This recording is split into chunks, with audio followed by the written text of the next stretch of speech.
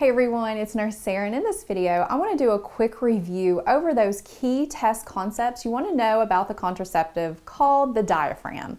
And as always, don't forget to access the free quiz that will test you on this material. So let's get started. How does the diaphragm work? Well, it is a dome-shaped device that is used with spermicide that covers the cervix. And some things to remember for exams about the diaphragm is that they must be provider fitted. They're not something that you can just go and buy over the counter. You actually have to go in and get fitted for it.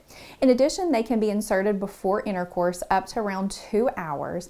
However, after intercourse, they must be left in for at least 6 hours so they work, but no longer than 24 hours. Because once you start getting past that 24-hour mark, it can increase the risk of a condition called toxic shock syndrome. So let's talk about this syndrome for a moment. You want to educate the patient on how to recognize if they have developed this. So remember this mnemonic I created called TSS.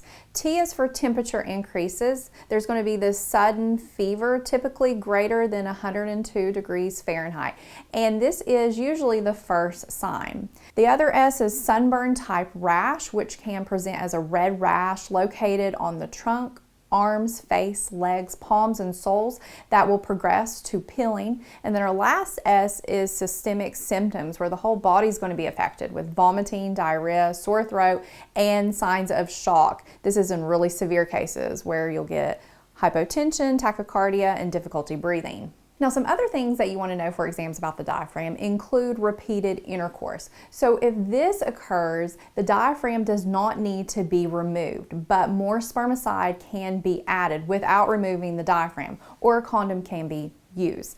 Then you need to restart that 6-hour clock again. However, one important thing to point out with that is that that total wear time of that diaphragm cannot exceed that 24 hours.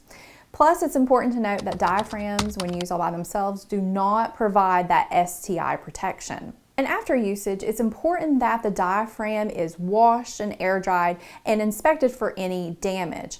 Plus, want to make sure that that diaphragm is being replaced about every 2 to 5 years. And they must be refitted for the diaphragm if they've had a 10-pound weight change. This could be either they've lost weight or they've gained weight, or they've become pregnant, or they've had recent pelvic surgery. Okay, so that wraps up this review. Now, if you're taking maternity nursing and you need more resources to help you study, I have this book you can get in digital format at nursesarah.com or a paperback copy on amazon.com.